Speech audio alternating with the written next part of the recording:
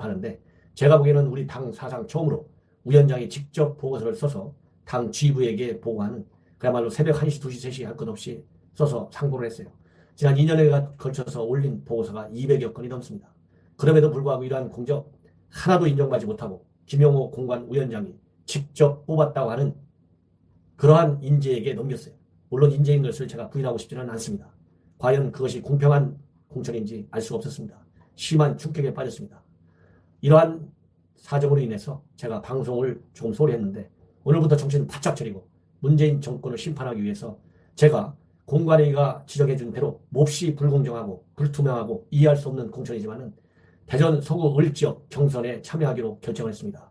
그래서 오늘 대전 서구 선관위원회에 제가 직접 가서 경선 참여를 위해서 등록을 했어요. 그러다 보니까 몸도 마음도 몹시 피곤하고 그래도 제가 방송을 해서 우리 시청자 여러분들 대한민국을 지키고자 하는 우리 애국 시민들에게 제 여러 주변 내용을 말씀을 드리겠다는 생각에 지금 심야 방송을 오래간만에 했습니다. 그래서 먼저 시청자 여러분들께서 전원결의 안보정론 지금 28만 5천인데요.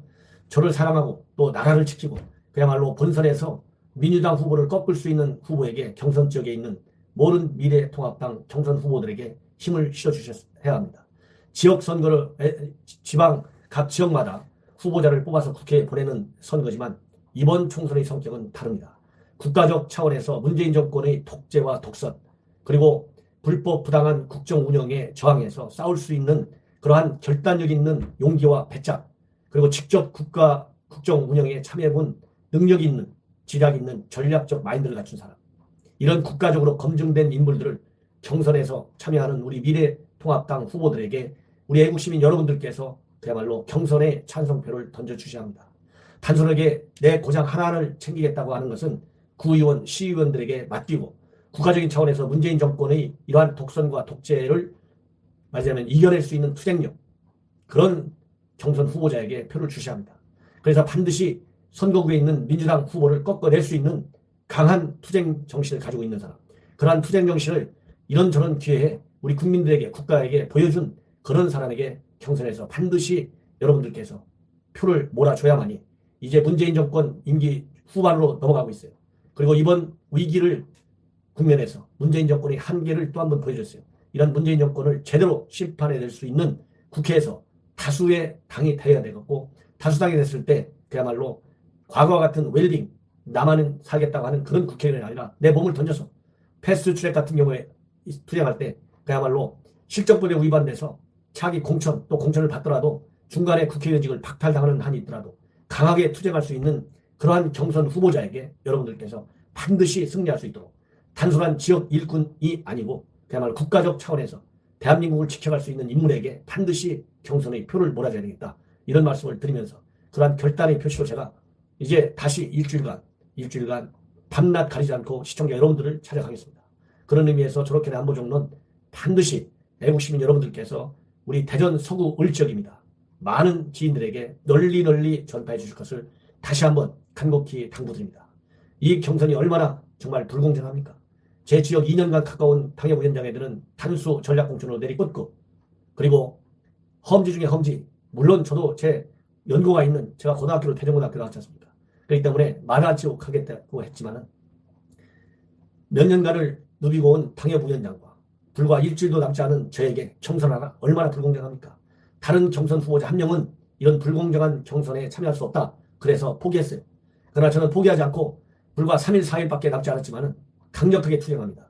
참여합니다. 경선에. 그 이유는 애국시민 여러분들께서 특히 대구 서울에서 경선에 참여하는 여러분들께서 반드시 현지에 있는 민주당 후보를 꺾고 또 국회에 진출해서 현 문재인 정권과 투쟁할 수 있는 강한 배짱과 카리스마, 결기를 가진 후보자를 우리 대구, 대전, 서구 을에 있는 유권자 여러분들께서 충분히 판별해낼 수 있는 그러한 능력과 그리고 용기를 가지고 있는 선택을 할 것이라는 기대 때문에 제가 경선에 참여한다고 하는 것을 시청자 여러분들께서 충분히 평가해 주시고 제 이 방송을 대전 서구 을지역에 있는 지인들에게 많이 전파해 줄 것을 당부드립니다.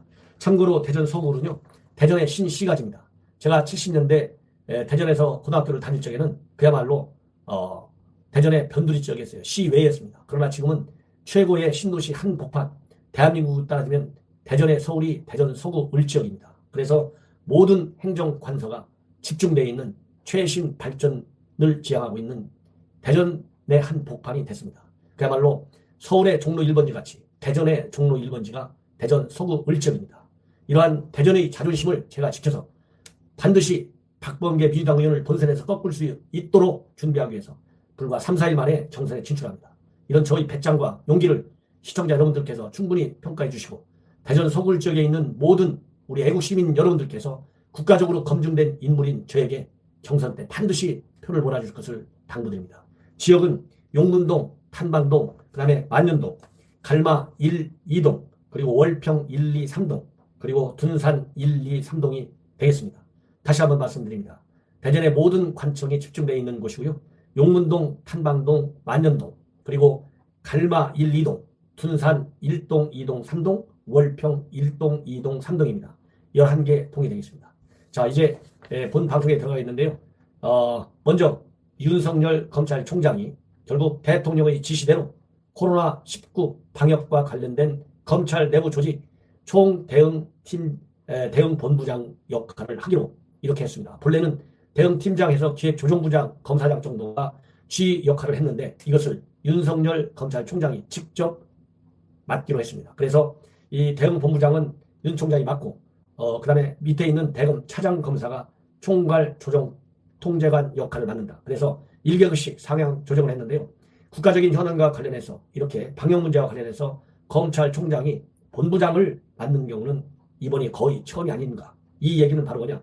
대통령이 이번 코로나 오한 사태의 심각성을 두고 전 정부 부처가 24시간 긴급 상황실 체제로 운행해라. 그리고 위기의 상황에서 벗어날 때까지 이런 긴급 상황실 체제는 계속되어야 한다. 이렇게 지시를 지난 3일 날 했습니다. 그리고 중앙재난안전대책본부도 각 부처와 지자체 그리고 관련 기관에 이러한 대응 체계를 강화하라 이렇게 지시를 했어요. 그리고 24시간 비상 대응 태세를 유지하라 이렇게 지시를 했기 때문에 대통령의 지시와 그리고 중앙재난안전대책본부의 지시에 맞춰서 윤석열 총장이 맡지 않았던 이러한 대응 TF 역할의 팀장을 말하자면 본부장을 윤석열 총장이 직접 맡기로 했다.